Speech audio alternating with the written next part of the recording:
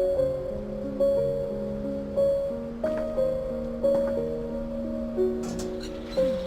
spent months searching for my brother. Then she sealed the doors.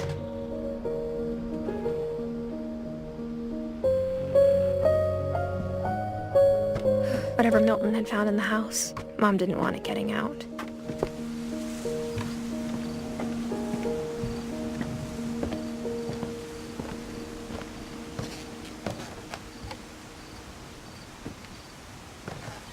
Mom definitely blamed Edie, but I think Louis blamed himself. After he graduated, he just spent more and more time in his room, until Mom got him a job at the cannery. Everyone always told me to stay out of Louis's room, except Louis.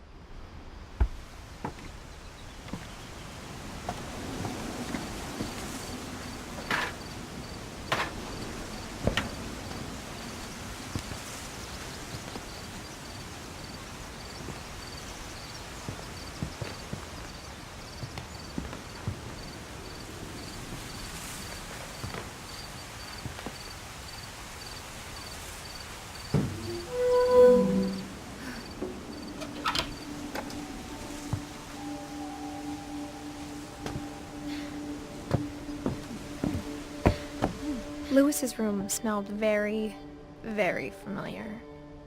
That part of him lived on. Louis and I spent a lot of time playing games together, but he was surprisingly bad at them. He died a lot.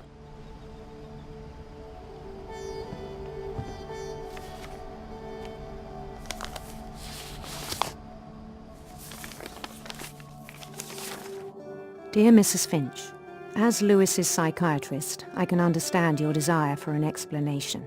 As I see it, the trouble began in January, shortly after we convinced your son to seek treatment for substance abuse.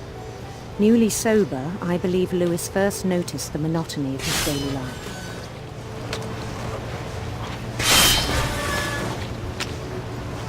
He kept working at the cannery, but he withdrew part of himself. In our sessions, I saw the same behavior. His mind began to wander. I asked him to describe it.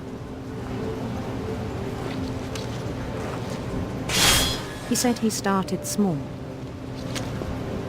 imagining a labyrinth. He'd feel his way about. Then something moved. Bats and toads.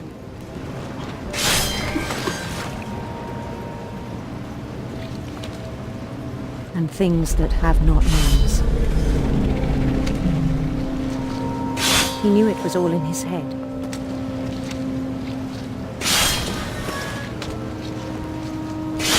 But he took it very seriously. I had hoped he'd find himself.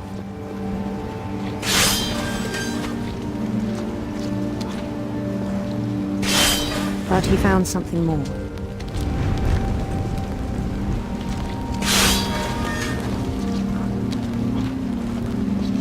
I worried about him then. Daydreaming at the cannery. I spoke with his boss. But he said Louis had become a model employee. Methodical, tireless, focused.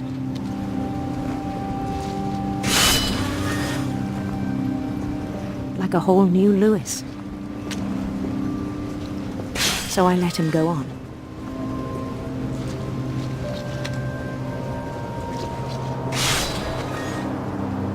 I even encouraged him. It seemed very promising at first. He told me he'd made a new friend.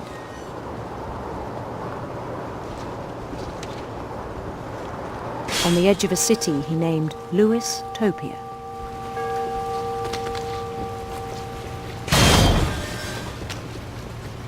He built the city up slowly, brick by brick. Then he made musicians.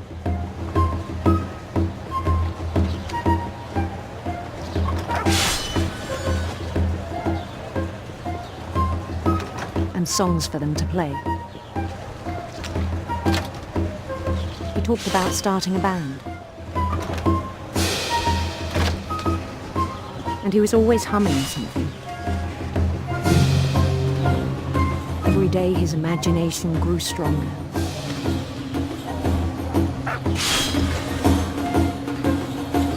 He no longer spoke at the cannery.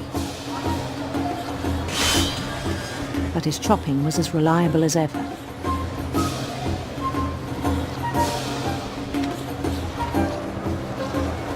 Then one day it struck him that all the cheering crowds, even the stones under his feet, were all in his imagination, so he could do whatever he wished.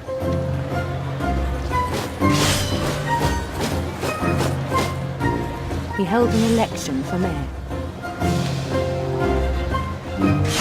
and he won. They begged him to stay, but his mind was already wandering.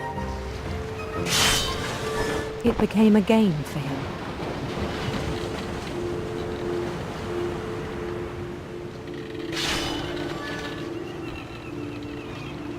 He'd conquer a city, then immediately push on. New Louisville.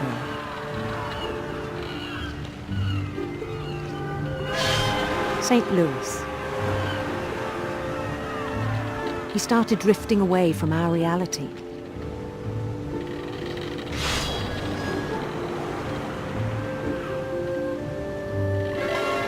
Minneapolis.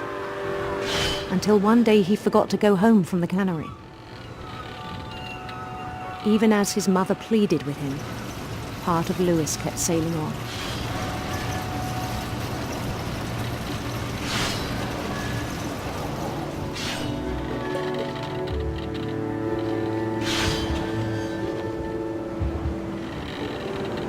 In Louisburg, he heard rumors of a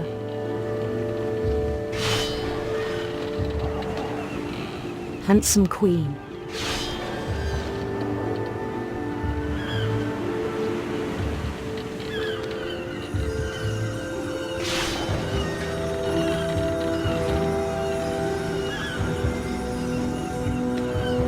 The queen was on her own quest for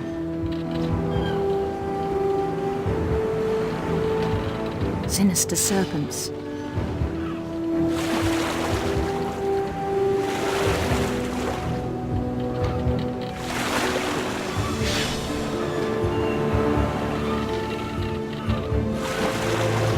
He followed the sound of her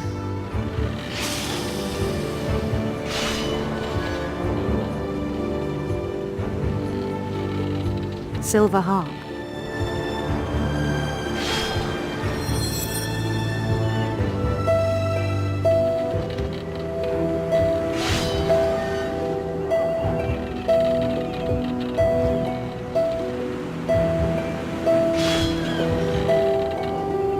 His chase led him to a golden palace east of the sun and west of the moon. Even then, his logic remained sound.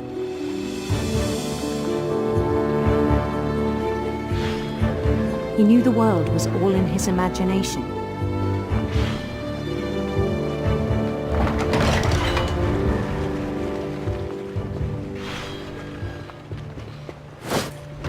But he was so proud of having created it.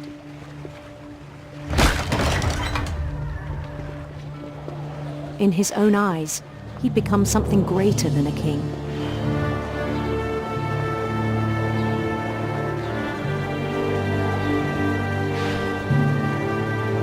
For someone who'd never known success in the real world, I think it was overwhelming.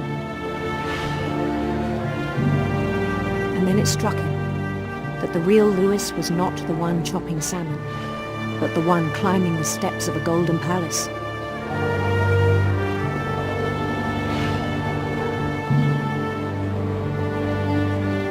My imagination is as real as my body, he told me. It was hard to argue with him.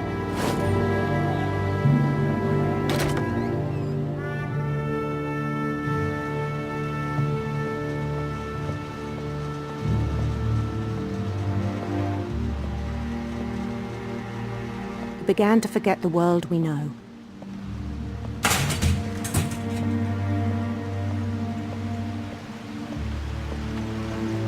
I think it pained him to remember Lewis, the cannery worker.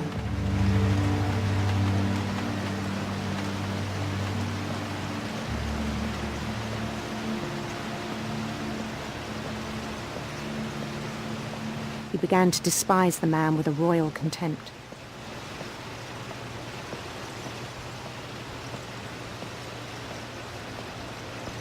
I still thought I could save him.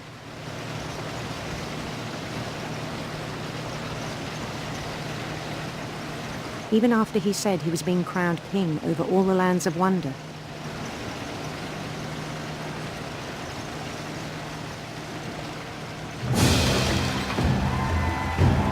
The palace would be packed with his companions.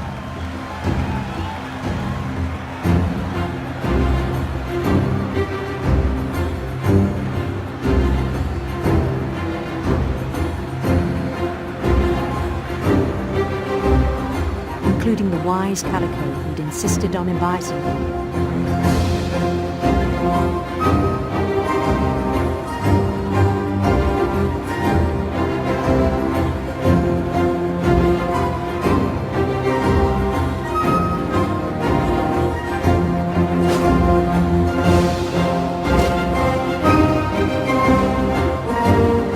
His queen waited, holding his crown.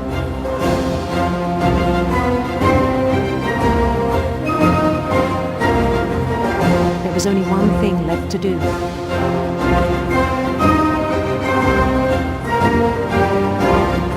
Bend down his head.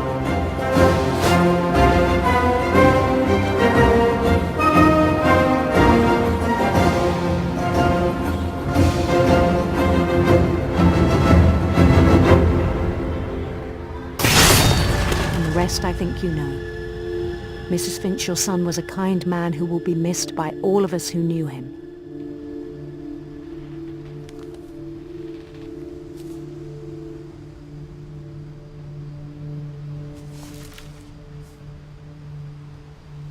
My brother was really cool. I wish you could have met him.